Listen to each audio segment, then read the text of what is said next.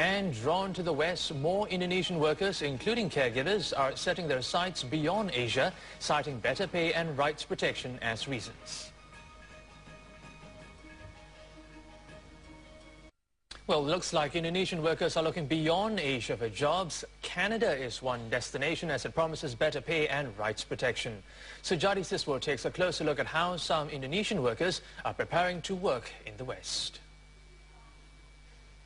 36-year-old Anik Kuswati is preparing to sit for the International English Language Testing System. If she passes, she would be on her way to Canada to work as a caregiver. I have experience before it, especially in caregiver. I ever worked in Singapore from 2003 until 2005. So I think I can be able to work well. Thousands of Indonesian workers like Anik are now eyeing Canada for work, either as caregivers, general workers, and even as professionals. Canada, especially Canada, the human right there is better than like in Asia maybe. They have give us like holiday Saturday and Sunday, and the limit hour is only each hour. So give more us like better chance to maybe look for study another or course.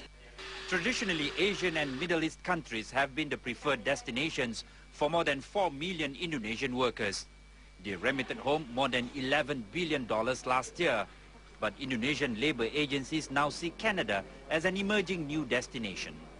They were needing a lot of workforce, quality workforce, and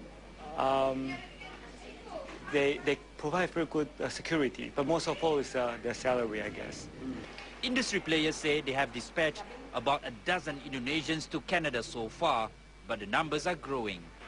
Most are still drawn to work in Malaysia, which hosts about half of the total number of Indonesian migrant workers, despite reported cases of abuse.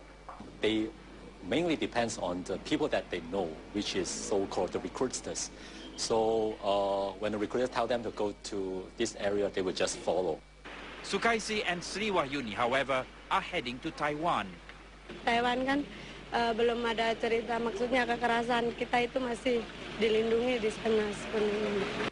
Almost half of the estimated 250,000 caregivers in Taiwan are Indonesians. They can earn twice what they would be paid in Malaysia and Singapore. Most of those hoping to head there are taught conversational Mandarin and given specific training in caring for the elderly. Labor supply agencies like this with certificated training programs are far and between in Indonesia.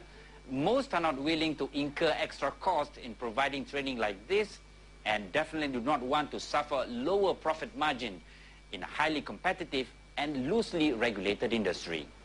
So despite the lure of better pay in Canada and Taiwan, it will be some time before we see a significant jump in the number of Indonesians working in those countries. JForce Channel News Asia in Tangerang, Banten, Indonesia. Myanmar's opposition party, the National League for Democracy, or NLD, has celebrated the 22nd anniversary of its establishment.